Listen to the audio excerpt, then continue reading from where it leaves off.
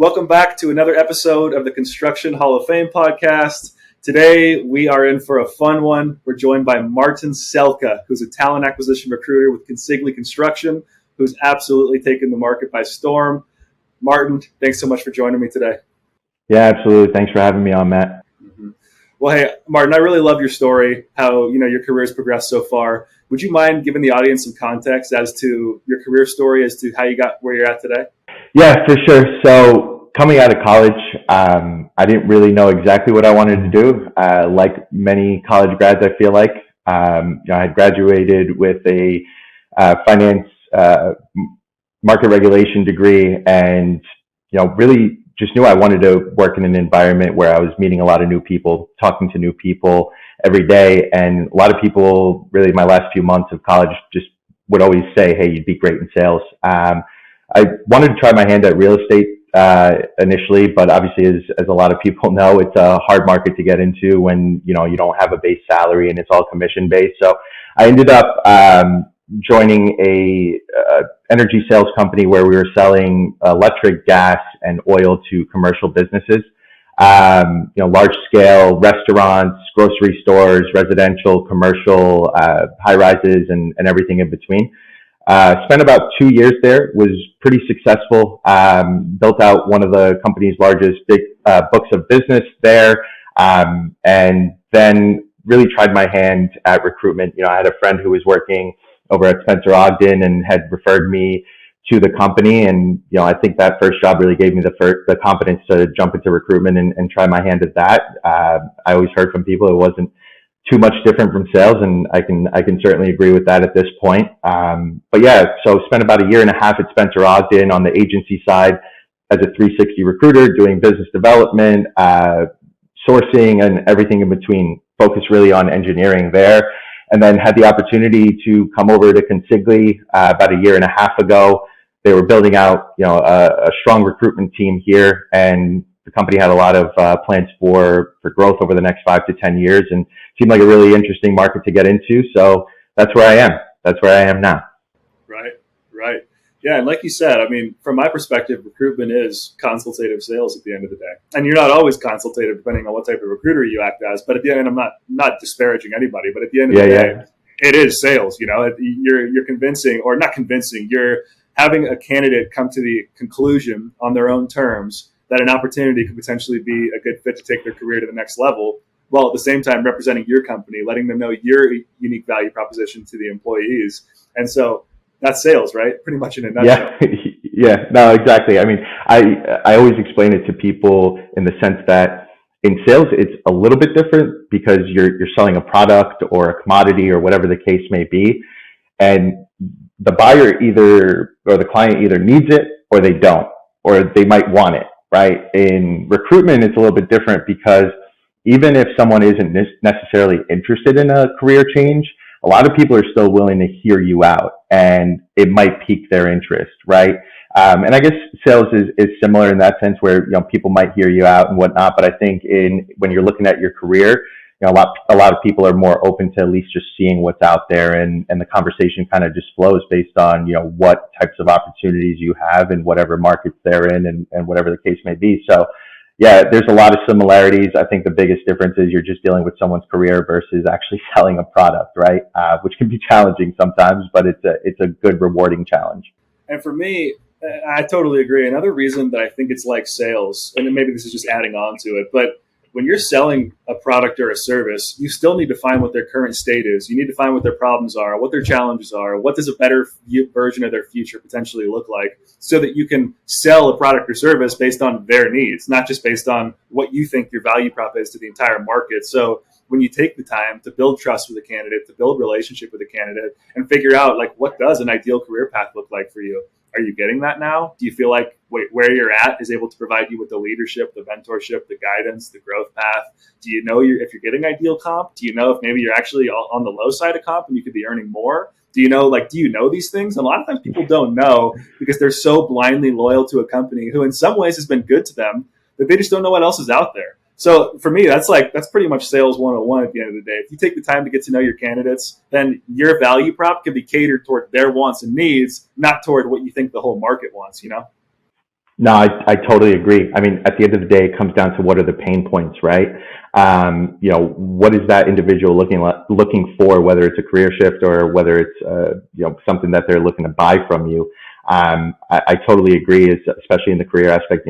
When you have someone who's spent their whole career with one company, there obviously is that sense of loyalty for sure. But like you said, they might not necessarily know what the market looks like or what other opportunities and companies look like or can provide for them, especially when it comes to the compensation aspect of it. When you're with one company for so long, it's just a normal gradual, I guess, increase in salary or title or position, whatever the case may be, where you don't know what the actual market rate is for someone of your caliber or the experience that you bring to the table. So yeah, I think a lot of people can be shocked when they go out to the market and actually see what companies are offering or, what the compensation structure looks like outside of their current company or employer. So yeah, I think I think even if you're not looking for an opportunity change, I think it's always smart to have those conversations and see what other people are doing, see what other companies, offer at the end of the day. That's what it comes down to. So yeah, we always say, right, the candidates who are always open to at least a conversation are usually the smarter ones, the smartest ones on the market. So yeah, I agree. I totally agree. Yeah, definitely. And I think it's also to think about the perspective of, what happens when you do have that conversation. It's like some people, for example, if I'm talking to a project manager, some company's definition of a project manager is a totally different definition of a project manager for another company. So it's like you might think you're making a lateral move by having a conversation about another PM role, but in reality, it might have a total different roles and responsibility set. It might have totally different compensation, totally different growth path. So even if someone hits you up, in my perspective, about a lateral move, it's like, hey, okay, I'd be open to just hear what else is out there in the market. Maybe the conversation with the recruiter helps you do a better job at your job internally because you learn more about the market, and maybe it's a step up for you. You just never know. You never know what one call could do. No, I totally agree. And I think a lot of people, get stuck up on title and, just look at what the next title is for them.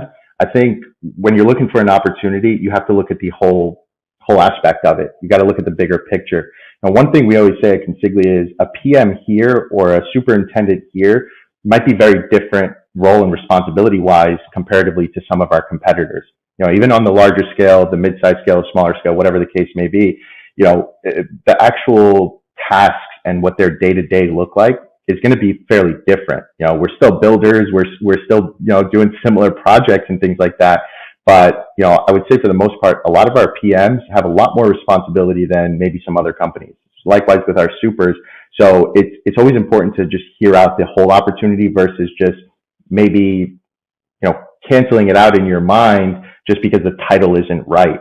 And, sometimes look, I get it. Title is important, right? Because you worked hard to get to where you are, but it's not everything. And a lot of people find that once you have that conversation and you learn what the day-to-day looks like and what the actual corporate structure looks like, it can be very different. And then title really doesn't mean all that much when you actually are gaining the knowledge and being provided with the resources to actually get you to that next title or the next bump up or whatever the case may be. 100%. It's pretty interesting, actually. I recruited a candidate a while back, and this person came as a project coordinator from another firm over to a GC. It was about, 10 times the size. It wasn't a massive GC, but he was just with a really small company initially. Mm-hmm. It was interesting because he was a killer by all people's standard. The client's like, I love him. The candidate's like, this is a phenomenal new place to be. But he came to me and he's like, hey, Matt, I know this is a project coordinator position, but it kind of borderlines on a project engineer at the end of the day. Like, there's a lot more to my job that I didn't know. I'm learning so much every single day. And he was actually a PC for over 5 years with his previous company. So he thought he had done everything in the PC space, goes to a new company. It's a completely different ballgame. And also, he has a career path and a growth path that wasn't available. Like some PEs I talk to, if I'm like, hey, a project engineer, I'd like to talk to you about a quick project coordinator opportunity. It might sound like a step down, but hear me out for a second. I know your growth path at your current company is like 6 years until you hit PM. Well, my client takes people from PC to APM to PM in a matter of 3 to 5 years. So I don't know if you'd consider something like this, but my point is it's just like the value of hearing out an opportunity because you never know. I'm not reaching out for a PC opportunity to have you take a step down in your career. That's ultimately not my goal. So you just never know.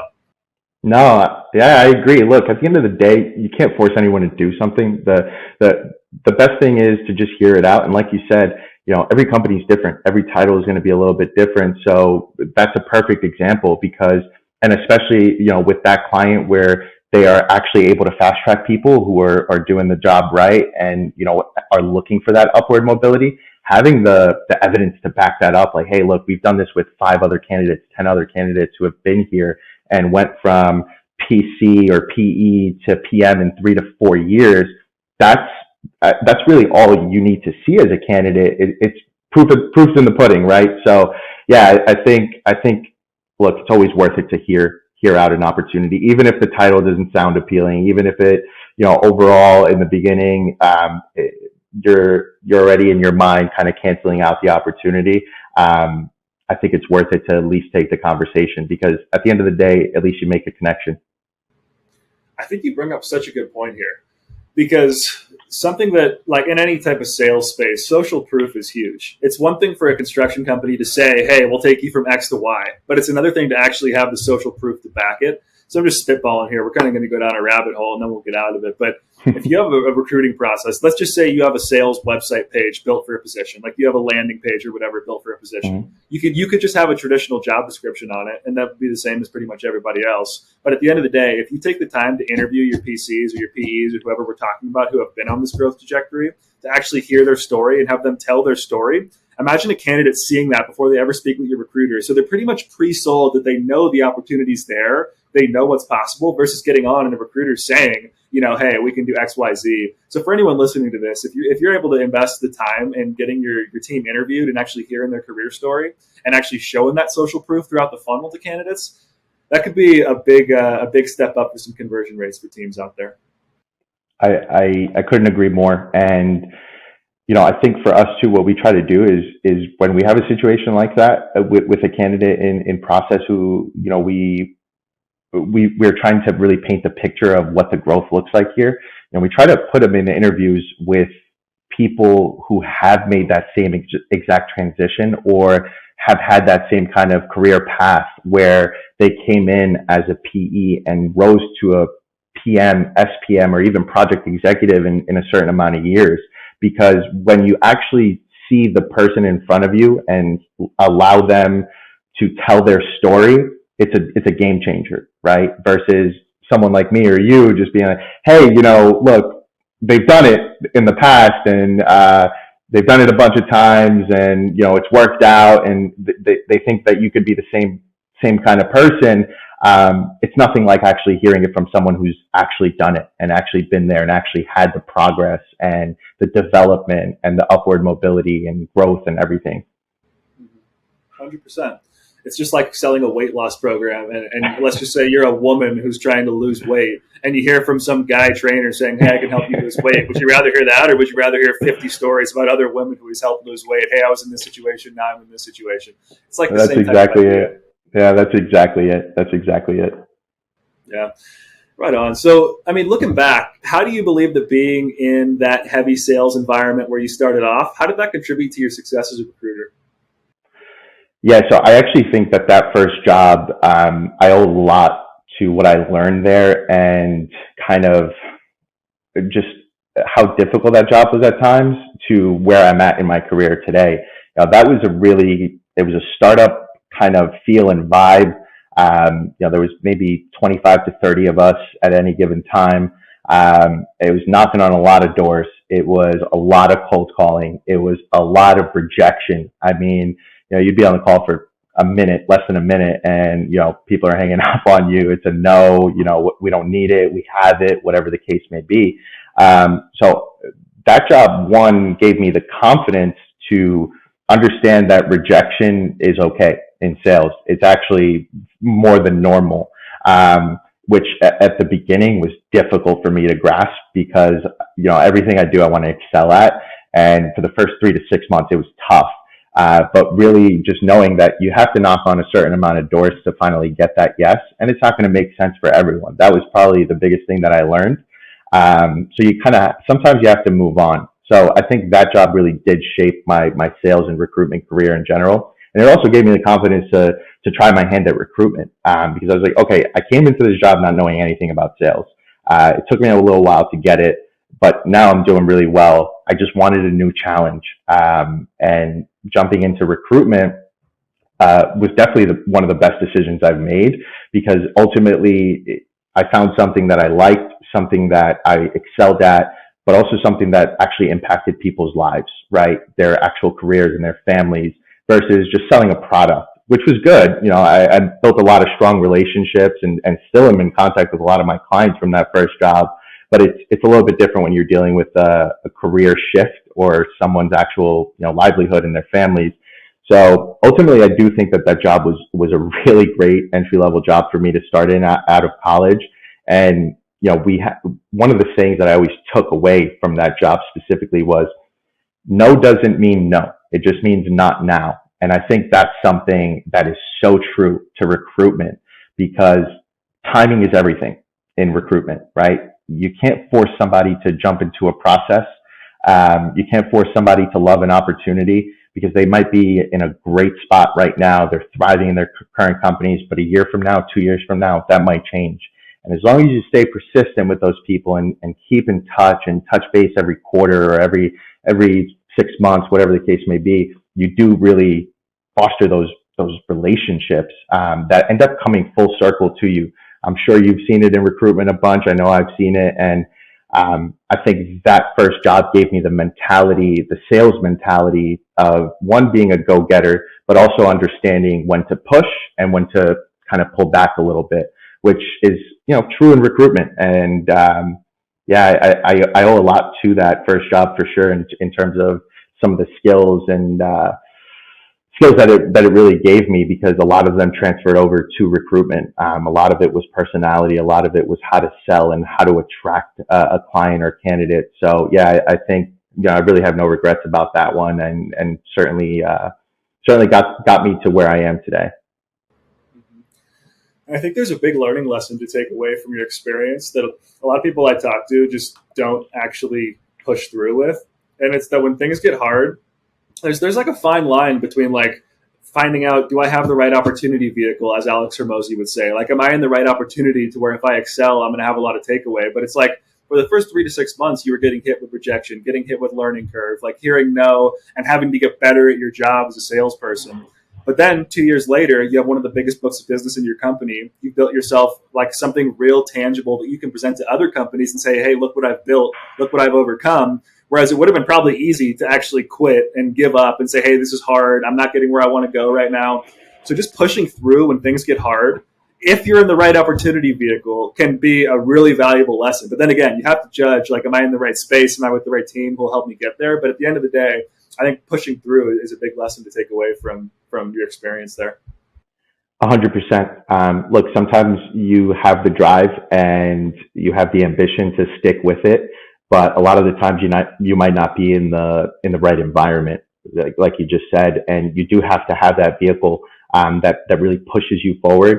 And I think for me, it just got to the point where I didn't have too much more growth left there. I could have become a manager and started managing people, but that's not really what I wanted to do at that time. And I had a lot of big wins and was making pretty good money in that first job, but that's not really what it was all about for me. It was about taking the next level, going to a bigger organization, and seeing, can I have that same impact? To me, it was really about the challenge more than anything, because I'm someone who constantly needs to be challenged. I can't just kind of glide, right? I can't be stagnant too much, because I get really bored, really anxious. So I'm always looking for that next challenge. How can I make myself better, but how can I also impact the business in a bigger way? So that's why I ultimately think I made that shift, was for a bigger challenge and to see if I could really cut it in a bigger environment versus a startup where, there wasn't as much competition. That at the end of the day, that has a lot to do with it too. You're working at a 20, 30 person firm versus a 500 person firm. That's where you really see what you're made of, because now you have a lot more competition. And that was probably the challenge that I was looking for and that I definitely got. Yeah, on that topic, what would you say is the reason, or what inspired you to become a construction industry recruiter, and what was the journey like getting started? Yeah, so at my last job on the agency side, I was very focused on engineering. It was all like MEP design and that I had that type of client base and working with those type of candidates. And I enjoyed it. It was very, very challenging, especially coming right out of COVID. I mean, probably that first year that I was in the agency it was still very heavy in COVID. A lot of clients weren't hiring. There was a lot of candidates on the market who had gotten laid off or furloughed who were looking for work, but it was challenging to find them the right fit.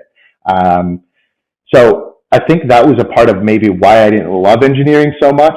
But nonetheless, I learned a lot of really valuable actual recruitment tools that got me to where I am from that first role, regardless of whatever industry I was in. I could have been in finance or in tech, and I would have still learned those same fundamentals that, I've carried with me to this role now. But ultimately, what ended up happening was towards my last few months at my last role, I was continuing to do engineering, but also made a shift into the construction market as there was a couple of changes within the department there, and started gaining a lot more construction knowledge, which really piqued my interest. Construction and engineering are similar in a lot of ways, but the construction market is in so many ways a lot bigger, a lot more impactful to clients and candidates alike. You just have a different type of experience versus kind of sitting behind a computer and doing the design work. Our guys and gals are out on the front lines. They're actually seeing the project come to life from start to finish. That was something that really interested me. So when I had the opportunity to come to Consigli, I knew a little bit about construction, but I didn't know what I know now. And definitely over the last year and a half, I've certainly realized that this is an industry I want to be in for the long haul. I really gained a big love and passion for construction. The way that Consigli builds and a lot of our values and things like that have really resonated with me over the last year and a half. So I didn't foresee myself just jumping into construction the way that I did, but it was a really great opportunity. And obviously I had, the mentorship and the management here at Consigli that was able to really push me along that first 6 months, really teach me construction. Alex, my manager, who he was great in that, he would spend every week time with me on company knowledge, industry knowledge, who our competitors were. And ultimately, that's what really drove me to love construction as much as I did, was just diving in, being a sponge for it, and learning as much as I could. But yeah, I mean, I think it was probably the best decision I've made so far in my career was definitely shifting to construction, just because I'm just much more passionate about it than I was engineering. And ultimately, it's just, we talk about on Sunday night, right? A lot of people dread going to work on Monday. I haven't had that feeling yet. So I think I'm in a pretty good spot. Amen. Amen. What would you say, looking back on it, to your days in the agency space, what were those fundamentals that you built that transferred over when you joined Consigli? Yeah, so I think it was, obviously sourcing. I had never done sourcing before joining the agency side, knowing what to look for, understanding the markets you're operating in, understanding the key clients, who does healthcare, who does education, who's doing the high-rise work, the interiors, etc. So it was one, learning that stuff, but it was also learning how to find that stuff out, right? Going through LinkedIn profiles and picking away, key points and looking for what the right candidate looks like. And then further on that, it was, how do you do a phone screen? How do you find those pain points for a candidate? How do you push enough without being too pushy and, turning the candidate off? But it was also managing the process from start to finish. One of the things that I was good at right off the bat was winning work, from clients and bringing in new business in BD. What was a little bit more challenging for me was the sourcing and the recruiting. How do you manage a candidate who's been with their company for 10 years through this process? Because at the end of it, when an offer comes, it becomes very challenging because they have that sense of loyalty. And there's always the counteroffer situation, or they're just scared to leave, or they're talking to a competitor, or whatever the case may be. So I think for me, it was the fundamentals in terms of how to actually source, how to go through the phone screens, what were the right questions to ask, how do I get this person to even speak to me, right? What kind of opportunity do I need to put in front of this person for them to even be interested in talking to me? So I think it was really the entry level stuff of how to go through a phone screen, to then obviously come into Consigli and taking all of those fundamentals, but really improving on them and specific to construction, which we shape our calls a little bit differently for each candidate. Every candidate's going to be a little bit different. And that's one thing that maybe at my last role, I didn't quite understand or do too much of, because it was just following kind of a script. And, I hate saying it, but sometimes you sound like a robot, right? And at the end of the day, you're speaking to human beings. They don't want to hear that. You want to really build that rapport. And I think that's where I've definitely excelled over the last year and a half in really just speaking to all candidates from different walks of life, and really learning how to manage that process from start to finish. Yeah, I mean, it sounds like you almost minimize the fundamentals or the basics, but the truth is, these are the most important parts of the job. Like, as an athlete, if you're not practicing every day, if you're not going to the weight room consistently, if you're not eating well, if you're not doing all the things that contribute to being successful, it's those fundamentals that might seem basic to people, but they're the most crucial part of the job. It's like, if you don't stick to the basics, if you skip steps, if you think you already know it all and you don't take time to invest in a better sourcing strategy, to invest in your approach when you talk to candidates to help open them up to an opportunity, to open them up to a conversation. There's a big difference when you cold call someone, for example, if you come in and you start pitching right off the bat versus finding a permission-based intro, for example, to find out if they'd even be open to hearing about an opportunity and why they might be open to hear about an opportunity and what that ideal opportunity might look like. I can't tell you how many times I get on the phone with somebody and in the first 10 seconds, they're like, to be honest, I'm not looking. But I have a feeling that when I am able to hear that I have a response that I'm confident in, that can open them up. It's like, to be honest, when I called you, 99% of the people I talk to, they're not looking. Like, I talk to top performers day in and day out. They're not looking for new jobs. They're most of the time happy. But if I brought them something that really opened their eyes, that made them say, wow, this is something that I really might want to take a look at, what would that look like? What would that type of opportunity look like for you? And then people will start to open up. And this is just one example. Like you said, it's different approaches, different strokes for different folks. Like, it just depends on who you're talking to, and the vibe you get from the call sometimes. But it's so important that I believe as recruiters, get better, 1% better a day is my goal at the basics. Not trying to add a bunch of different things to your stack of what you do, but just doing a little bit better or refining your approach a little bit in sourcing, in your opener, on your cold call, in your messaging, in your approach to the screening call, right? To help actually convert every step of the funnel a little bit better and increase your throughput of your funnel by getting better at the little parts of the process that seem little, but they're everything, Yeah, absolutely. I mean, I'm sure you agree, but a lot of the time, the hardest part is getting the candidate on the phone, right? And when you get them on the phone, keeping them on the phone. So, I think that's one of the biggest challenges in sales and recruitment in a lot of industries alike. So yeah, it is really about how can I tweak the fundamentals and the basics to be better at that? Because once you actually get on the phone, if you're knowledgeable enough, you know what to say. You know the company knowledge. You know their competitor. You know who. A little bit about what company they're at and kind of the pain points to touch up on. But yeah, I certainly agree with you that it is tweaking those fundamentals and going back to them, because sometimes we stray away. I've noticed myself on calls just diverting completely, and sometimes that happens, and it's really just about going back to the basics and how can I engage this person versus the next, or what's going to tick for this guy versus this guy, or whatever the case may be. So yeah, I think it's important. That's one thing we always talk about, is just go back to the basics. Whenever you're struggling, go back to the basics, because they're there for a reason. They've worked for years and years and years, and there's really no need to change them, right? Obviously you add your own little twist to it and everything like that, but we were taught them because they work. 100%. And you bring up such a good point that I just kind of want to go a little deeper on. It's like if you go 1% deeper each day on how well you know the market, it's going to change the game for your recruitment team, for your talent acquisition.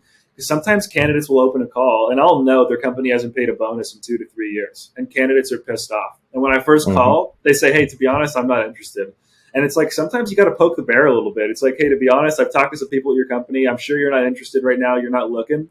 But I've also heard that your team hasn't paid a bonus in 2 to 3 years. My client has never skipped a bonus. And I'm just curious if you'd be open to hear about an opportunity, if maybe it could be something with a little more certainty, a little more solidity. When the team tells you they're going to do something, they deliver on it. I'm poking the bear right here, right? And this might have people say, hey, no, I never want to talk to you again. Yeah. And in reality, they might want to talk to me again still. You never know. They might follow up. But sometimes if it's a hard no, but they realize that you are in their circle and you understand where they're at from such a deep perspective, candidates I've noticed will often have a gained level of respect because they get hit up all the time by blanket messages, people who don't really understand what they're up to. But when you really know their world and you can speak their language, it can potentially help further a conversation that wouldn't otherwise have. It goes a long way. It goes a long way because if it tells them anything, it tells them that you're up to date on the industry, right? And a lot of the times, recruiters or whoever, salespeople, they'll go into a call and they don't have the knowledge to back up whatever they're saying. So it's like, you can say one thing, but show me the evidence, show me the proof. So giving them a piece of information like that they know is true right off the bat, like you said, it might tick them off a little bit and they might not want to speak to you. But at the end of the day, it does tell them that you're knowledgeable. It does tell them that, hey, there's also other people at my company speaking to this guy. They're probably speaking to him for a reason. So yeah, I think it's a good way to go about it. I think sometimes on the corporate side, the internal side, it's a little bit difficult for us to do that because you don't want to burn any bridges kind of situation. On the agency side, there's definitely you have a little bit more leeway to say those kind of things. But even so, I think when we're on calls on the corporate side of things, we say it in one way or another where at the end of the day, none of us want to insult anyone, but it's more so about, hey, look, this is what I heard. Can you confirm if it's true or not? Because I have so many clients, or Consigli isn't doing this, or whatever the case may be. So it is about trying to dig a little bit deeper and hit those pain points, and also let them know, like, hey, I know because I've spoken to people at your company who are on the market and they're looking, and that's usually a common trend. If a couple people are looking, there's a few others out there that are probably gonna hop on that train soon enough. 100%. Yeah, and there's definitely softer ways to say what I say. Like taking it with a softer approach and maybe drawing some information out could be really helpful for anyone watching. I'm trying to drive home a point here, but I'm with you. I may not always be so blunt. But hey, sometimes, to be honest, I am, and it's turned people from not interested to interested at the end of the day because they understood that I understand. It depends on the person, right? Some people are like, hey, look, get to the point. And I love those people because that's how I am. I just want to get straight to the point, no BS around it. Just give it to me how it is. And a lot of people do appreciate that. And when you say something like that to one of those individuals, they're going to love it. They're going to be all over it. So yeah, I think like you said, different strokes for different folks. So you just got to kind of get a feel for it. Most definitely. So would you mind diving in for me? Can you explain the culture, what the culture is like at Consigli, what your values are like, and how you think that contributes to your team's success? Yeah, so I think the culture is definitely one of our bigger selling points, right? And it's definitely what got me to Consigli. I think there's three things that we really focus on when it comes to our core values. It's passion for building, it's the culture of accountability, and it's the raving fans approach. And, when you talk about passion for building, Consigli's been around since 1905. And we started off as grave diggers in Milford, Massachusetts. And, we grew to becoming masons and carpenters and laborers and everything in between, and really growing out that side of the business to then ultimately become the general contractor that we are today. So we always say we consider ourselves true builders. We haven't really moved away from that. And Riggs, which is our self-perform division, it's played a big part in our growth. We've got about a little over 600 laborers, masons, carpenters, etc. within the business, and we utilize them for self-perform whenever we can.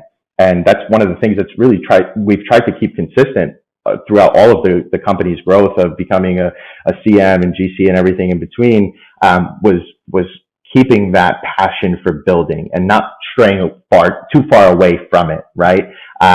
So that's definitely number one. The culture of accountability. This is something you just talked about just a couple minutes ago in terms of, giving them the proof of, hey, this company does what they say they're going to do. And that's one thing that we take for not only our clients when we're building projects for them, but we take that same approach with subs and our candidates and employees alike, right?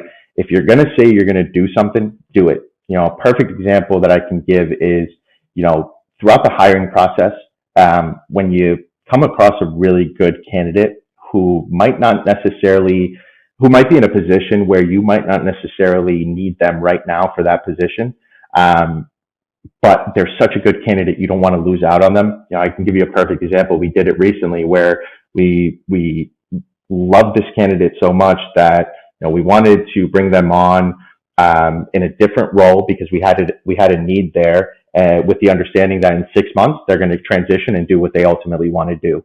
And that's exactly what happened. Not a day went by where that wasn't the plan, and it came to fruition, and both parties were happy. So it really is about, hey, don't stray away from what you say you're going to do. If you put your word behind it, let's settle it and let's make sure that we're doing exactly what we say. That's a big one.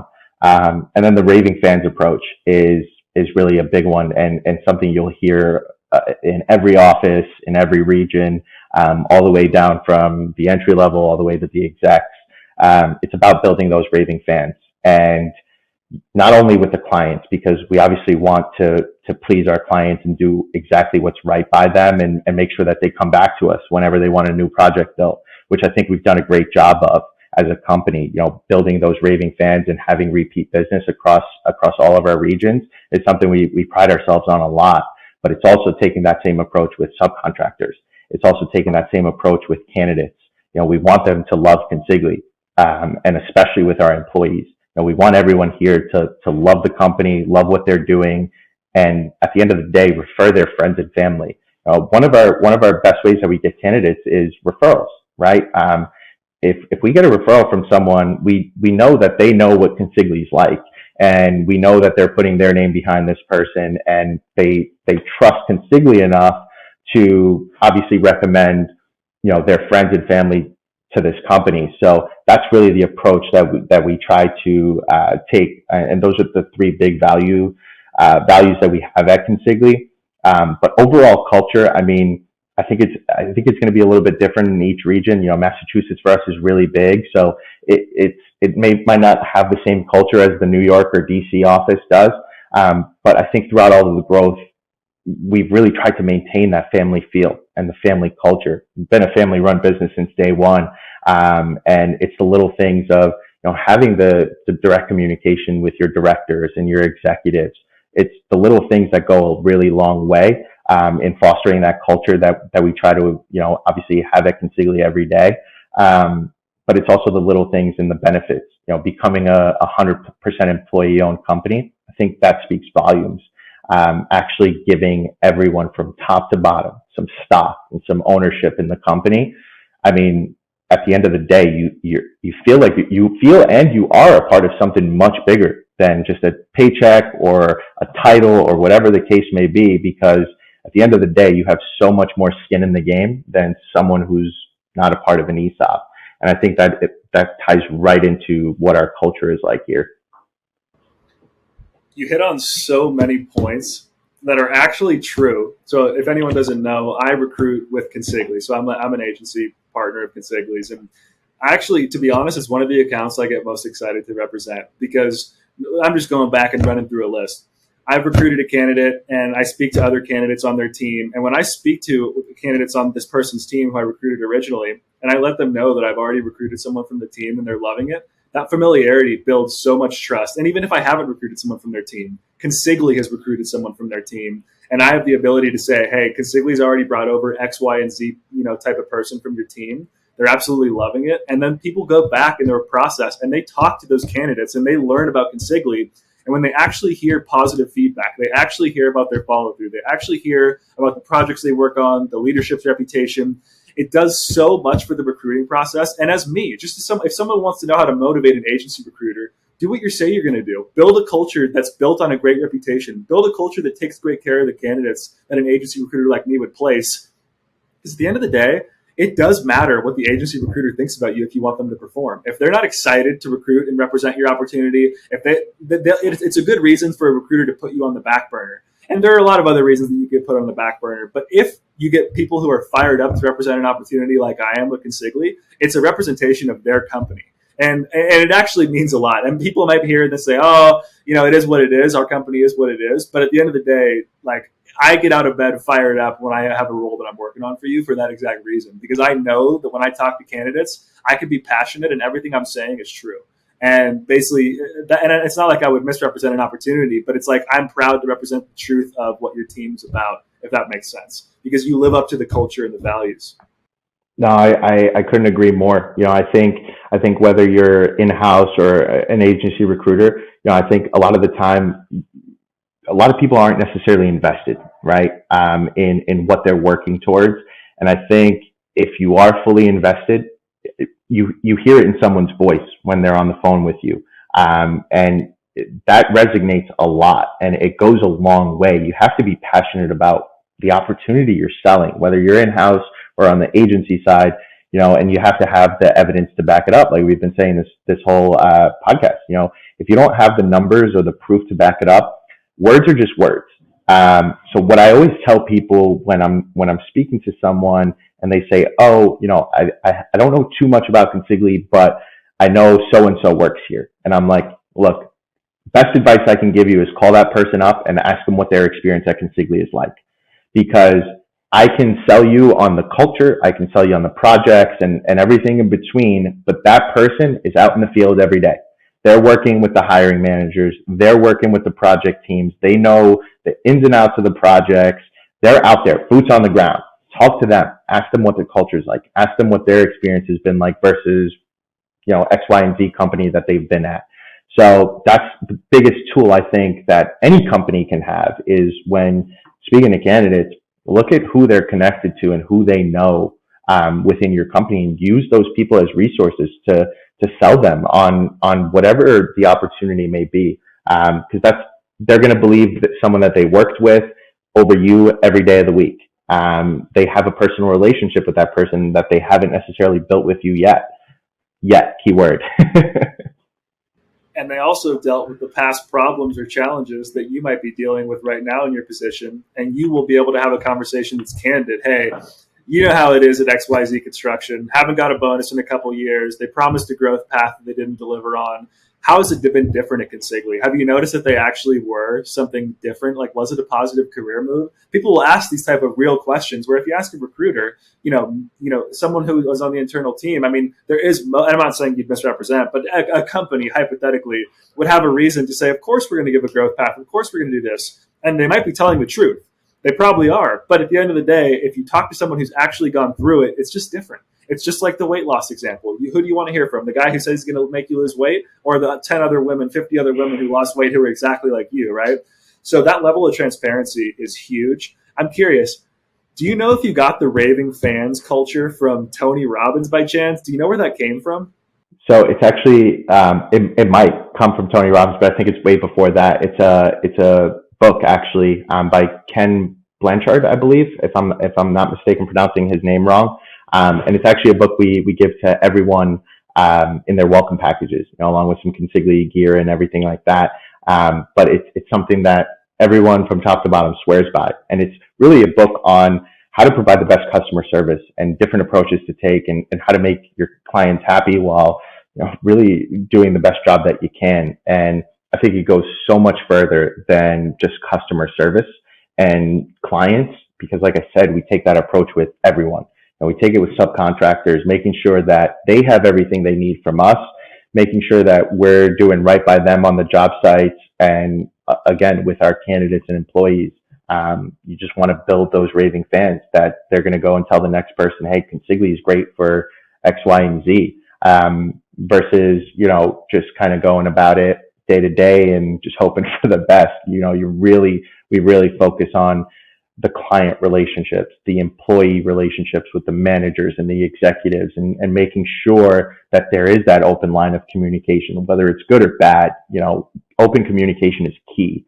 And it's key to keeping people happy, because even when things are not so great, they'll go to you and they feel like they have that open relationship where they can discuss the good and the bad. And that's when I think there's a shift. And that's the culture we ultimately try to provide for everyone here. That's awesome. And so I'm sure that your company doesn't want to attract people who are not culture fits. That would not be a net positive for the company. So what are some things your company looks for in terms of traits with candidates, and how do you vet that out through the process to see if they would be a good culture fit? And obviously it has to be a two-way street, but how does your company vet for that? Yeah, I think that was an important part. I think a lot of companies look at it not as a two-way street, and they might just look for whatever's going to fill their need at that time. You have to look at it from a different perspective, because at the end of the day, you're bringing someone on, you're investing a lot of time and money to bring that individual to your team, but they're also taking a chance on you. They're taking a chance on your company and the ability to give them a career that can either make or break them. So it's a two-way street, like you said. And I think there's a couple things we look for. Obviously, it's the basic stuff. It's the construction degrees, the engineering degrees that we look for. And obviously, working for our competitors helps in a big way, because they've worked on similar projects, and we look at that kind of stuff. But I think at the end of the day, if the resume is on par with what we're looking for, I think the next thing it comes down to is, does this person fit the Consigli values? Do they believe the same things we believe? Are they trying to accomplish the same things in their career that we can potentially provide to them? What is the path that they're looking to go down? Do they have the right personality? Because personality in construction is big. You're dealing with clients, you're dealing with subcontractors. And at the end of the day, you need someone who's not only going to be assertive and be driving the work and, pushing for the results, but you need someone who can also manage people and is going to be that good manager and mentor for others. And I think that's what we ultimately look for. If the resume is right, the next piece is, are they going to fit into the Consigli culture? And do they have the same values as we do? Those values that I mentioned, I think, are really important throughout the recruitment process, because it's what this company was built on, and what they've continued, what fundamentals they've continued to use throughout all of the growth, and what they'll be using for the next 10, 15, 20 years, so on. So it's a big part of the culture. It's a big part of, what they're looking to do with their careers, because sometimes it's not going to be an exact fit, and that's okay. It's not always going to be a perfect fit. But you have to be able to understand that that's okay, and that this might not be the perfect candidate for this opportunity, or we might not be the perfect company for this candidate and what they're looking for. I think that's sometimes hard to kind of come to that conclusion. I find it difficult sometimes when I find a really great resume and I speak to the person. I'm like, okay, well, our goals don't really align with what we're looking to do. And I'm like, that sucks, because this is a really good candidate. But at the same time, you have to look at the long-term outlook, and it's okay to not be a perfect fit every single time. You said something that was big for me. I was actually talking to someone by the name of Adrian Russell, who's going to come on the podcast in a bit here. He was basically dealing with his first two jobs in construction, that basically he was not in a supportive environment. He did not enjoy the teams he was on, and he was building a negative connotation about construction. And that's unfortunate, because every team in construction is different. Every culture in construction is different. But what you said about finding a way to be really transparent and honest and let people know when it's not a fit and be selfless as a company, I think is so important, because that next job for Adrian could have made or broke his career. Like you said, it can be make or break. Luckily, he found a mentor in his next position that completely changed his love for the construction industry. Now he accredits the industry to changing his life for the better. But back then, he was considering getting out of the industry because he had been with teams that weren't a good fit.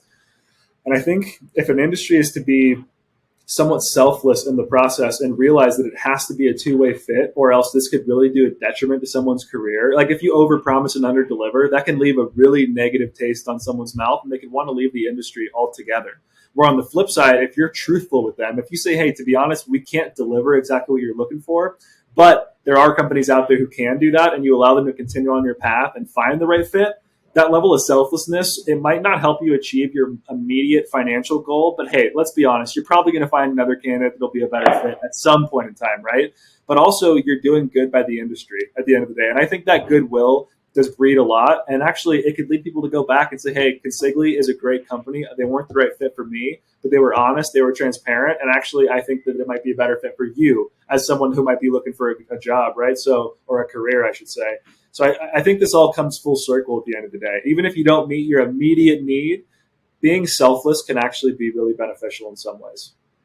Yeah, I mean, look, at the end of the day, it comes down to, sometimes as a recruiter and a salesperson, you want to push that person forward regardless because they're just so good on paper and they've got the amazing projects to back it up, and they've been really successful. But you can't sell someone on something they don't want, right? And that's why that first initial call is really important to find out, what are your goals? What are your aspirations? Where do you see yourself now versus 5 years from now?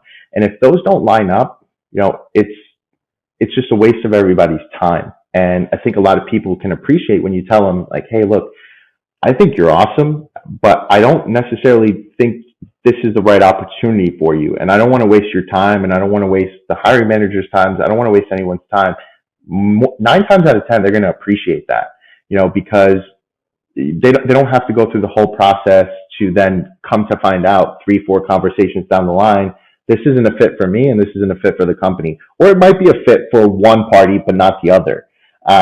So at the end of the day, I think it's really important to be transparent and upfront from the get-go, because it ultimately, even if it's a tough conversation to have, it ends up building a much stronger relationship with that individual, and they actually trust you now and have kind of opened up in a way, because you're not just pushing them along just to push them along. And I think a lot of the time some people can do that in the industry because they have to fill a quota or they have a really big need. And like you said, that right candidate is going to come across at some point. So it's better to wait and find that perfect candidate versus wasting people's times, because that doesn't solve anything.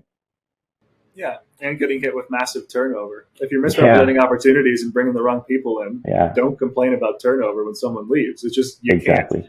Exactly. And to me, this again speaks to the value of having a Martin Selca at the beginning of your hiring process, having a champion at the beginning of the process who does do a deep dive, who does show care for a candidate's path. Because I see a lot of hiring managers just completely whiff in their first pass with a candidate. They get on the call and all they do is check their background. They think it's like this one-way street where, hey, I'm going to get to know everything about you. I need to find out if you're a fit for me. But it's like they don't take the consideration to make the first call about them. Then a candidate's whole time and energy is disrespected, in my perspective, throughout the process, because you didn't take the time to get to know about them. You made it all about you. You made it all about your company's needs. And you just wasted potentially a really great candidate's time, effort, when they didn't have to waste that. If you just took a little time to make it a two-way street. I think that's something people miss so big off the bat sometimes as hiring managers, or as champions in the process, if you will. I think it's huge. I think it's huge with hiring managers. I think it's huge with recruiters on that first call, because if you're just looking at it from your company's needs, you're going to fail so many times because you're not actually taking into account what that person wants.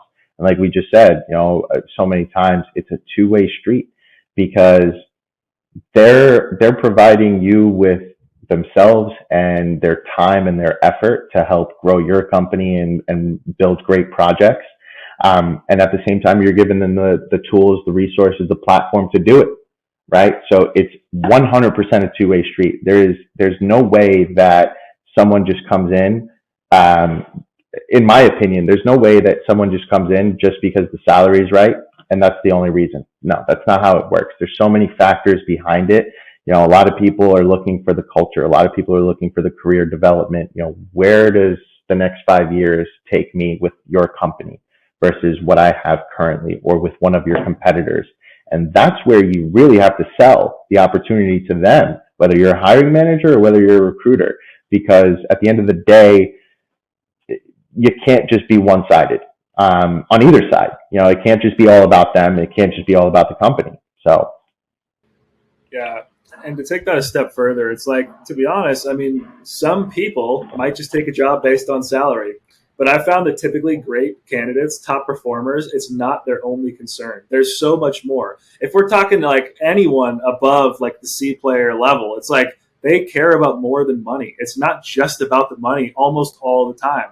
It's what type of culture can I move into? Do I have the potential to grow in my career or be under the right mentors in my career? Does the company have a good reputation? Would I be able to build myself up here? And there's just so much that goes into it beyond the money that you can't find out unless you ask what they want. You just can't read people's minds at the end of the day. So, you really nailed it. And for me, I am curious because I know your team is super robust internally. I love working with you guys, to be honest. But how have you found that technology has impacted your recruiting process? And what do you see any trends? We're talking anything from ATSs, ways to find people's contact information, personality screens. Like there's so much technology that can be used. What do you see yeah. going on? Yeah, I mean, look, I think technology has impacted the industry in a amazing way. I wasn't in the industry 20 years ago or even 10 years ago when we didn't have this technology, but I can't imagine how difficult it was to do this job without the technology we have today. Something as simple as LinkedIn Recruiter is absolutely crucial to the job, right? Connecting with so many different individuals from all different kinds of walks of life with the click of one button. I mean, I don't know where else you can find that and where else you can build networks, professional networks like that. So I think it's key. And then I think there's other tools like Zoom Info where you can pull people's personal emails and phone numbers and things like that are really key as well, because a lot of the time you're going to have individuals, especially for the construction world where people are so much not, they're really diving in, boots on the ground in the field and on project sites where they're not spending their days on LinkedIn, or they're not in front of their computer all day where they see a message pop up and they're answering it. So I think things like Zoom Info where you can look up their personal numbers or their personal emails to just shoot them a quick note.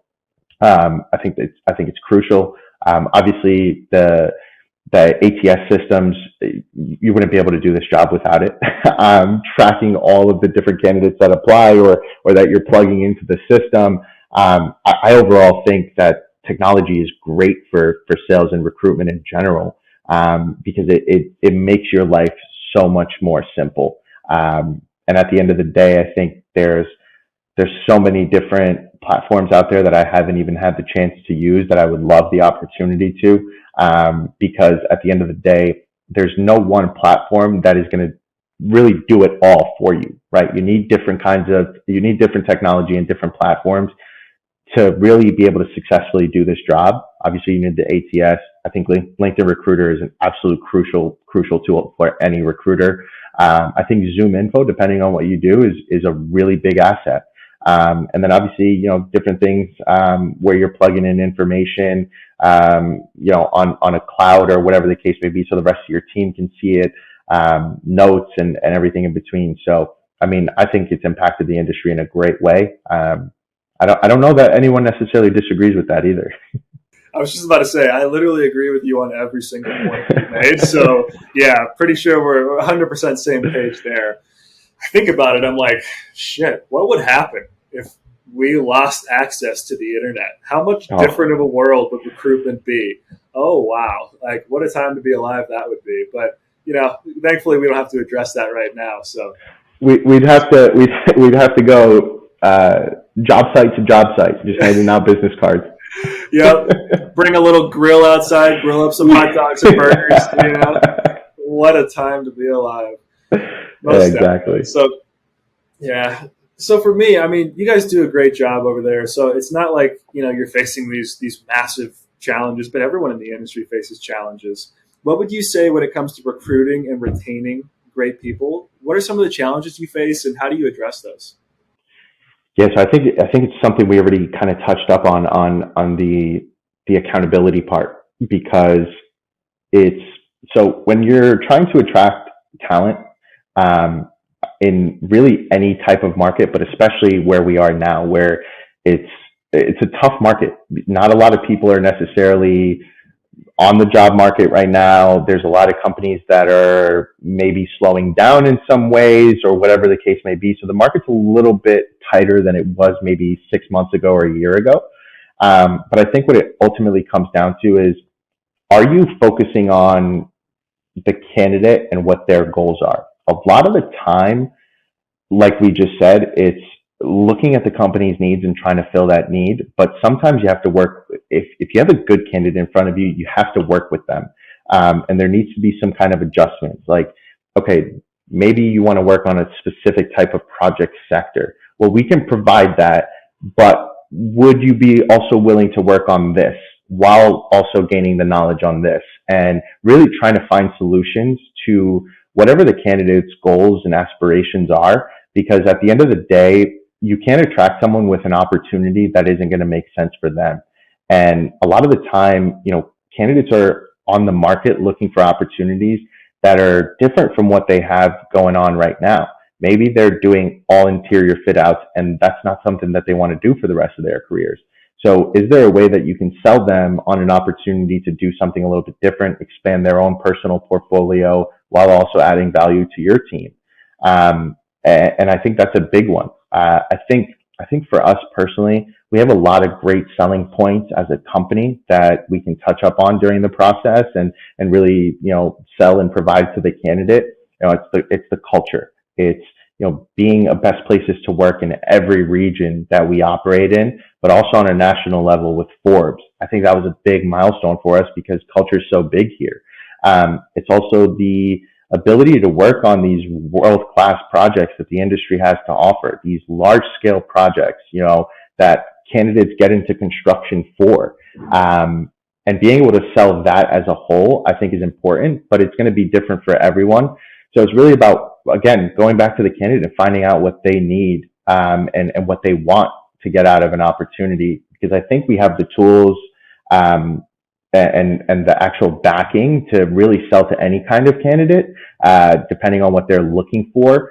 But it needs to align at the end of the day, no matter what. Even if they're looking for culture, it might not be the same culture that Consigli provides, right? So it's like we have to find out really and dig deep on what it is exactly that they're looking for. And again, with the retaining part of it, it's the same thing. It's do what you're going to say you're going to do, because if you give people false hope and break a lot of promises, they're going to lose faith in you, as an employer, as a company, and that's where you begin to lose people. So do what you say you're going to do, and also hear them out, listen to them. What are their goals and aspirations, and how can we shift them and provide that to them? I think that's the biggest thing. You just have to be able to listen to people and really actually hear them versus just, in one ear out the other kind of situation. Right, 100%. And then on the retention piece, I see a lot of companies miss the ball because, you might be doing everything you just said, but let's just say you brought someone in who had a certain goal. Some people's minds change in their career. They decide, hey, I know I said I wanted to work on this, but something has changed. And then some people don't want to speak up about what changed. Does your company have a process to stay in touch? Have like quarterly, biannually, annual meetings to check in on people? Yeah, so I think that's a great question. So we do things, we do reviews at Consigli, and it's not just a end of the year review. We do 2 reviews a year, so you don't have to wait until the end of the year to really express your goals or your concerns or whatever the case may be. And it's also a good way to know where you stand, midway through the year, in terms of, okay, this is what I've accomplished so far. This is what the focus point is going to be for me moving forward. And then we revisit the conversation at the end of the year to see what was accomplished, what we need to work on. But it's also a time for you to have a sit-down conversation with your direct manager and express, hey, I know I said I wanted this, but actually turns out that I want to try this. And look, I'll be honest, every time it's not going to work out perfectly where we can immediately shift that person because of the needs or the clients that they're working with. But I will say for the most part, we really do try our best to either shift people into roles that they want or give them exposure to different types of projects that they're looking to do. Also relocate people to regions. We're up and down the Northeast, so there's been cases where people want to go to our DC office or want to come to New York, or someone from New York going to Mass. And I think a lot of the time we really accommodate those as long as the timeline works. But at the end of the day, it's something that we definitely keep in mind and really try to, across the board, manage expectations and also, again, be accountable. Do exactly what it is you say you're going to do.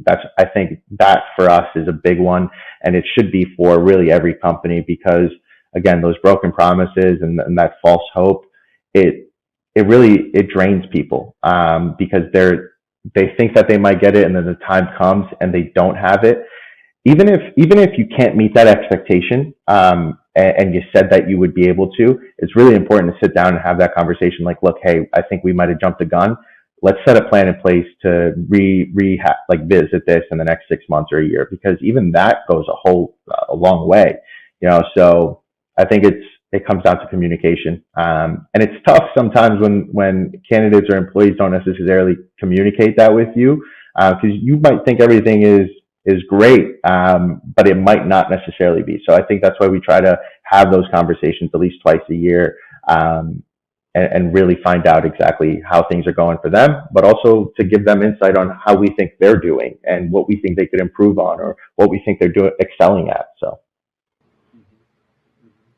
So much gold in there. So much gold people could take away from this conversation so far. And really, the next thing I want to talk about, it's kind of a trick question. And we've already pretty much talked about this, but I'm curious to hear your thoughts. It's like when you get into sales, it's like some people ask like a novice salesperson, sell me this pen, and it's like, what is your approach going to be when someone says, sell me this pen at the end of the day? Some people just want to talk all about the pen. But at the end of the day, I notice a lot of companies struggle to articulate their value proposition for an employee. And we touched on it a lot. I'm curious to hear what your thoughts are. But let's just say you want to sell a position to an estimator. Everyone I talk to needs estimators nowadays, So how would you position yourself or sell an opportunity or a value proposition, just for an example, to an estimator? Yeah, again, I think it comes down exactly to what the candidate's looking for. There's different ways that I can go into the call and I can tell you on the culture. I can tell you on the projects that we're chasing down and have been winning or competing against, the big shops in the industry, because obviously that's what that estimator is going to be doing on a daily basis, right? They're going to be out there, looking at all this new work, and that might be what's interesting to that person. But at the end of the day, you have to really find, why are we even having this conversation in the first place, right? So the way that I'm going to sell to an estimator from, let's say, company X versus the way I'm going to sell from company Z is going to be totally different. And I think you have to look at the company that they're coming from, the size of company, and what they're looking to do ultimately. Are they looking to stay in estimating? Cool. If they are, that's great. What types of projects do they want to work on? What types of clients are they looking to get into? And then once you find that out, then you can sell the benefits and the culture and the team that they're going to be working with. I think that's a really important one too. An estimator has a office environment, right? A lot of them are in the office, very rarely on site. For us, it's great because for our office staff, we do have 2 days of working remote that you can take every week. So that's a great benefit, right? Especially in the construction industry. But again, it's looking at what they want and then how can we sell it to them? Because for estimators, the big one, and for everyone in construction, it's the team. Who are you working with? What are you working on? So I think you always have to go back at what are they looking for? Sometimes we're not going to be able to provide what they're looking for. But a lot of the times we have the diversity in portfolio and the great culture and the great benefits that we can find something in there that's going to tick for them or appeal them. So I think always, again, it comes back to the candidate and what they're looking for and what they want. 100%. For anyone watching this who might be selling the benefits of a pen before finding out why a person wants to use a pen, what they're looking for in a pen, how long they've been in the market for a pen, I just suggest that you take a step back and you really start to learn about your prospect or your candidate before you actually start selling or pitching anything. Because it's really hard to make an educated pitch that appeals to that particular person if you don't take the time to get to know their wants, their needs, their aspirations. So I nailed it on the head. I had a feeling you were going to pretty much nail it, and you nailed it. So that's killer. And just so anyone watches, who's watching this as well, I mean, the things that he's talking about, we can't have a general pitch that appeals to everybody, but things like the ESOP. Candidates I speak to absolutely love the ESOP, and those who don't know about it need to be educated about it, and they absolutely love it when they hear about it. There are these things when companies flip to an ESOP, when companies stick up to their word and do what they say they're going to do, and have really everything Martin's explaining right now. It can be almost an all-encompassing, not all-encompassing, but almost, like it could appeal to a lot of different people in a lot of different walks of life with a lot of different skill sets and backgrounds because of what you've built. You've built a phenomenal value proposition for the market. So, I mean, there's a lot companies can take away from this, but just generally can't sell it without knowing why they want it. Look, one of the questions I always ask on my calls, is why are we having this conversation, right? Very broad, general question, but a lot of the time it's like, oh, well, I just got looked over for a promotion, or I haven't gotten the raise that I'm looking for, or I'm looking to make a shift into a different department, different sector, whatever the case may be. So I think that's always the crucial question to ask, however way you want to word it. It's like, why are we talking, right? There's a reason we're having a conversation today. What is that reason, or what are those reasons? Because a lot of the time it's not just one thing. So it's just important to find out why. Mm-hmm. It's just like on the sales front, starting out a call by asking, if you don't mind me asking, like, what caused you to schedule this call with me today? Yep, like, what exactly. Brings us here, and having someone, sometimes people will just literally pour their heart out to you at that point in time. They'll talk for like 5, 10, 15 minutes, and it's just taking notes, right? So 100%. No, 100%, yeah. Yeah. So this will be a fun one. Would you mind talking about a particularly successful hire you've made at Consigli and what made this person stand out from the other candidates in the process? So off the top of my head, I can think of a couple, and they're probably all different positions, different levels. Some 2-3 years in, some 10-15 years in terms of experience. I think for me, the most rewarding placements or candidates that I've brought onto the team are the ones where you make that first point of contact, and it's like, I'm not really looking for a job. I am not really actively on the market. I'm in a good spot. I like my current company or whatever the case may be. But then actually getting to the point where you have a conversation and you sell them on what Consigli has to offer, and they maybe just latch onto one thing that you said during that call. And it's like, okay, well, I'm not actively looking, but I'm open to furthering the conversation. And then that's where I take a step back and I let the hiring managers do what they do, right? And really give them the ins and outs of what the role is. But for me personally, I think it's, obviously, look, at the end of the day, a win is a win. I love the thrill of closing a deal or having a candidate sign on board. But for me, it's the ones that I source that aren't really actively on the market. And, we provide them with such value that it's hard for them to say no. So those are by far my favorite ones. And on top of that, I would say it's the candidates that know exactly what they want. Because a lot of the time it's kind of like pulling teeth, which is fine because a lot of the time you're speaking to people who necessarily don't know what their next step is. But you have to ask those right questions. When you get on a call and you speak to a candidate who's maybe been in the industry for 5 years and they lay out for you exactly what it is that they're looking for. I want this, I want this, I want that. Those are my favorite calls because right off the bat, I can either tell them, yeah, that's something Consigli can do for you, or we can do this and that, but we can't do that. And that's where the conversation just starts flowing, is when you're speaking to someone who has a really good head on their shoulders and they've thought about their long-term outlook. Because nothing beats that, because you can actually just have back and forth dialogue with them on, this is what you're looking for. We can provide some of these things, but not all of them. Is that something you're open to? Is that something that you would even consider? So I think those are the best conversations, definitely the best placements as well. But yeah, I mean, look, at the end of the day, getting a signature at the bottom of a contract is always a good feeling, no matter how it came about. 100%, 100%. And actually, what you're saying, it brings up something that I think so many companies can take a learning lesson on. So the recent placement we made together was a situation where I think the person might have not even had a LinkedIn profile at the time.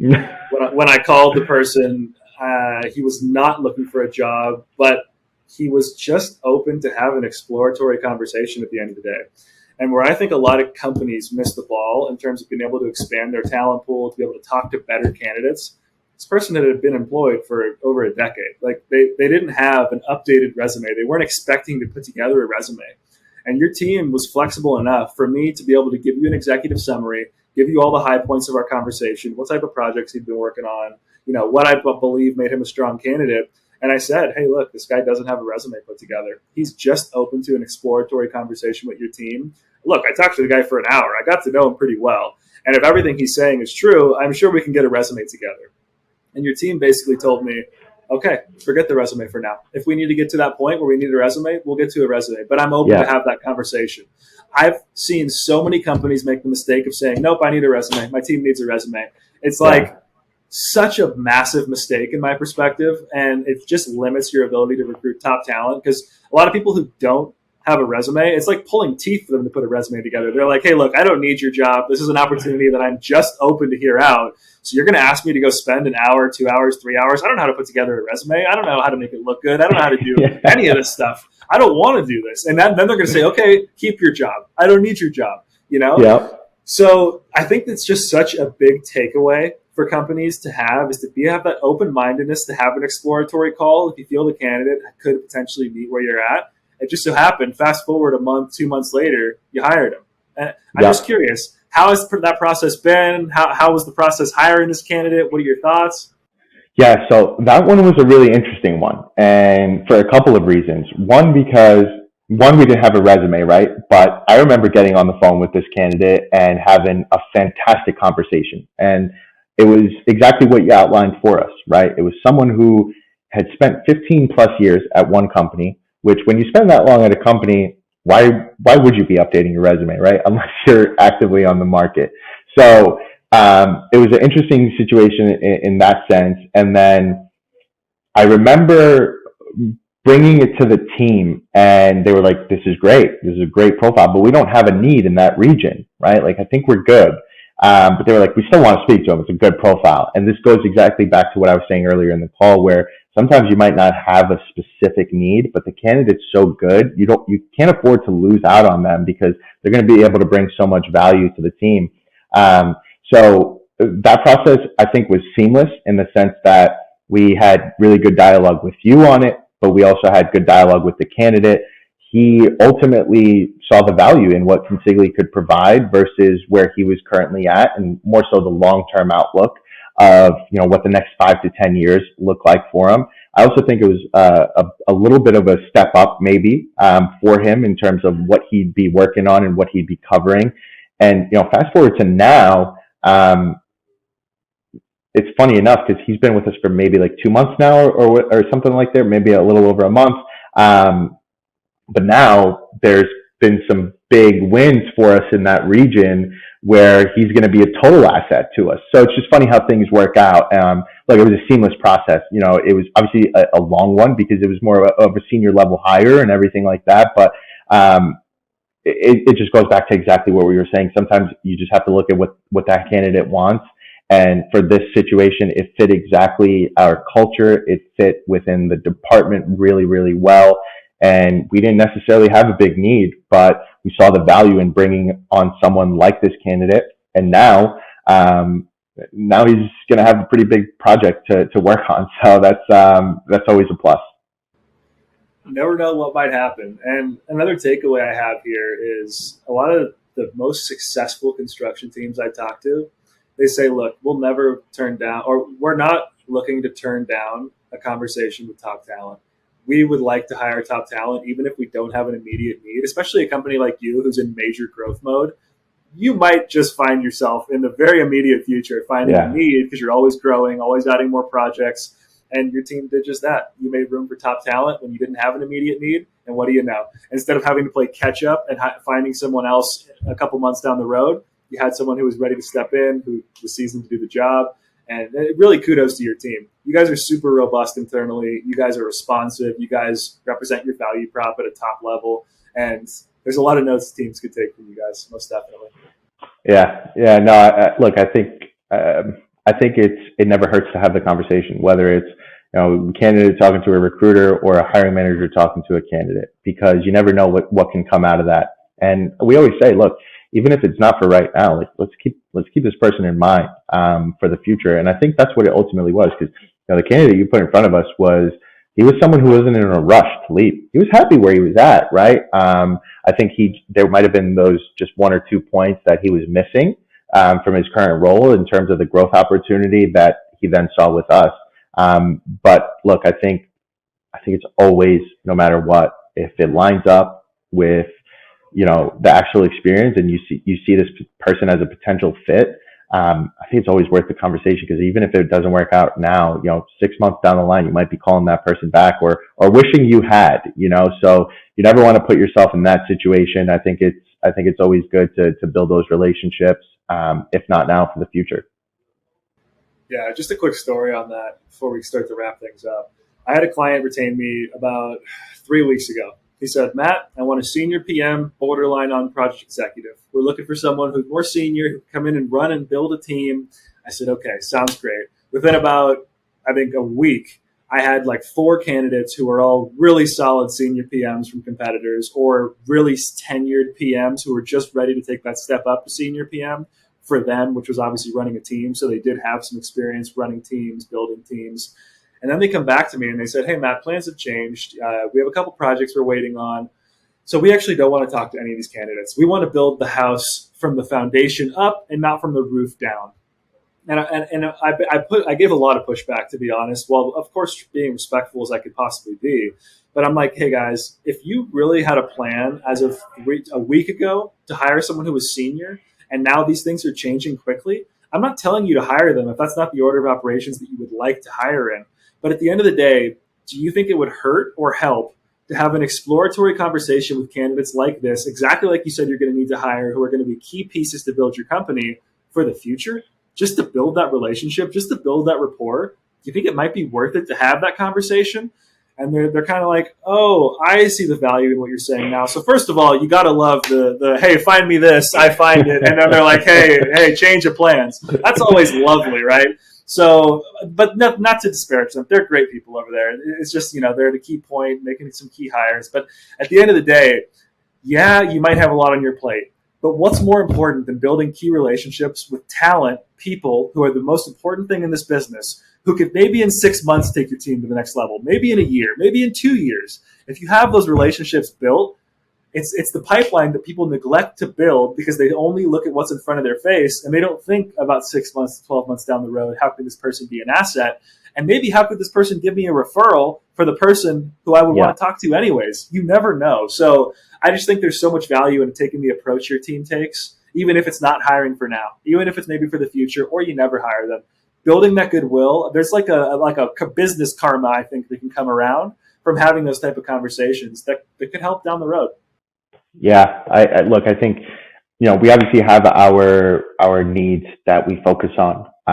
But, when we come across a good candidate and we have a good conversation with them and we pass them along to our hiring managers, even if they know that this person isn't getting hired right now, they'll want to talk to him at least, because there might come something out of that conversation that they then find out, oh, well, wait, we actually could use this person for something else right now, to then transition them into what they ultimately want to do. Or worst case scenario, timing doesn't work out right now. But same kind of situation, right, that we just recently had. A big project comes up 2 months later, and that you have now at least started that relationship with this person, and you can go back and say, hey, we're in a different spot now. Can we further the conversation? 9 times out of 10, that person's going to, be all for it, unless they've taken a new job, which a lot of times can happen. That's what I think hiring managers across the board, no matter what industry, I think sometimes fail to understand is when you have top talent in front of you, you need to jump on it because they're not going to be on the market for long. If you think that me as a recruiter reached out to this person, how many other recruiters have touched base with this person in the last 24 hours, let alone the last week, right? So that's something that's really important to note is when you have a candidate of that kind of caliber, they're speaking to every one of your competitors. So you better get in the mix. 100%. I talk to people all the time who are like, "Look, Matt, I get multiple emails a day from recruiters, and I usually don't respond. Blah blah blah." And now we find ourselves in a conversation, or maybe I've been having lots of conversations.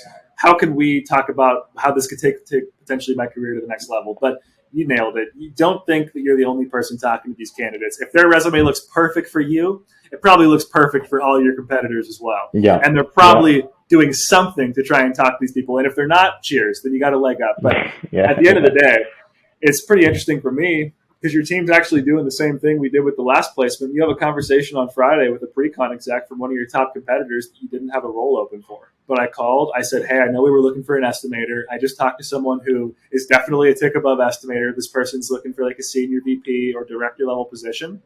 And they said they'd be open to an exploratory call. Alex said, "I don't have anything top of mind, but, senior VP or senior VP director doesn't sound far off. I think we could possibly make room for somebody like this if they are truly who you say they are." I'm open to a conversation. And what do you know? Go back to the candidate. Tell her it's a completely exploratory career call. She's looking for that. She's like, "Hey, I'm not looking to make a move right now for sure by any means, but I'm definitely open to an exploratory call if that's what your client would be open to." And that's exactly what Alex lined up. So your team is doing so many things well. And really, just kudos. If more construction teams had your recruitment department, they would be growing probably at a better clip than they are now. And it's a testament to you guys and also representing the value prop and everything your company's put together. But you guys, just again, you do a phenomenal job.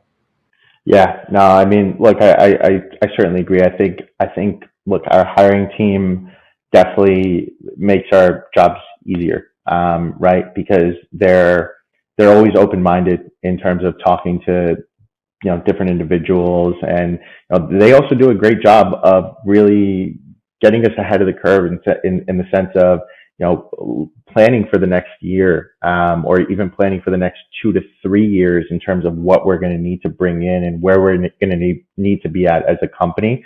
So I think that definitely makes our jobs a little bit easier because we're not always chasing the candidates down for a brand new project that we have. We always try to anticipate the kind of growth that we're going to experience, and obviously try to build the bench for those opportunities and for those projects coming along. Yeah, people should be definitely taking notes on that. A lot of people are more reactive versus proactive, which finds them short on staff, not finding the right people, settling for people who don't fit the culture or don't really have the experience they're looking for just because they need to fill a role. And at the end of the day, this proactive approach is big time. Yeah. So for me, I'd like to hear if you'd like to spotlight anything project-wise or initiatives-wise coming up at Consigli that you'd like to tell the market about. So I won't name specifics, but I will say really across all of our regions, Massachusetts is definitely what we consider that well-oiled machine for us. So we have a lot of great stuff coming down the pipeline in Boston and Massachusetts as a whole, New Hampshire, Maine, obviously, Connecticut. We just really recently won some big stuff in that region as well. New York has a ton of great big projects over the next few months that will be kicking off, but we also have a ton of work that's in pre-con right now, and some stuff that's already broken ground. DC is one of our biggest growth areas along with New York City. They've won some amazing federal work and some institutional work across the board. But yeah, we have some great stuff coming down the pipe really across all sectors. New York, you look at the big residential commercial jobs we've won. Across the business, you can just look at the healthcare, the institutional, higher ed, K through 12, life sciences work really across the board. So we have some really interesting work with some great clients coming up that we're definitely going to need to fill some spots for. So I think we're in a really good spot, but we're also really growing every day. We had a big year last year, and we're looking for 23 to be even bigger. So definitely some great stuff to come over the next few months. Love it. Love it. All right. So to cap this off, I always like to ask this question at the end of the show, because you never know, if we just impact one person with this podcast, that's the name of the game, right? So what advice would you give to a young construction professional, or maybe someone in sales, or in a recruitment firm right now on the agency side, who would like to be in your shoes one day? What advice would you give them? I think it's just be a sponge for information. No one is born to do this job. No one is. You can't really go to school to be in the position that we're in, right? I think for the most part, there are some fundamentals that maybe you can just kind of have, right? Like, I was always an outgoing person, so that always helped with this role. But I never knew anything about construction. I never knew anything about recruiting. And I just went into it with a complete open mind and just was a sponge for information and continue to be a sponge. I think if you have the mindset that you know everything, you're destined to fail. And I think that's in this position. I think that's really across the board in whatever industry or role you're in. One thing is I always strive to learn more, get as much information that I possibly can. Reading books, listening to others in the industry who have had similar experiences or even different experiences that might be able to shape who you are, and really taking the advice and mentorship from people who have been doing it for a lot longer than you have. Just really having the mentality of, I don't know everything.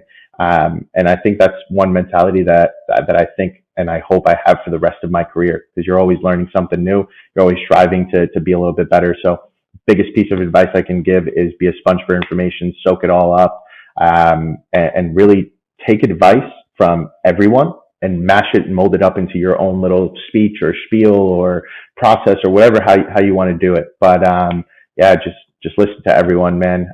There's a reason that people who have been in the industry longer than we have, and have been so successful at it, are where they are. So I always try to hear others out and kind of pick their brains a little bit and just hear what they've experienced and how I can implement it into my own role. Big time. Yeah, the day you think you know it all, it's a pretty bad scary day. Bad day. Yeah, it's so interesting too, man. Like, some of the people who I talk to who have been in the industry for the longest, who have had the most successful careers, they have a growth mindset. They always are looking to learn more. They know they don't know everything, and they know they'll never know everything, because the industry is changing every day. Things are advancing every day. It's like the 7 deadly words in construction. We've always done it this way, And if you just keep the mentality of being able to keep a growth mindset, there's so many benefits to it. And there's a reason people who are at the top of the game share that mentality, right? So love the way you cap that.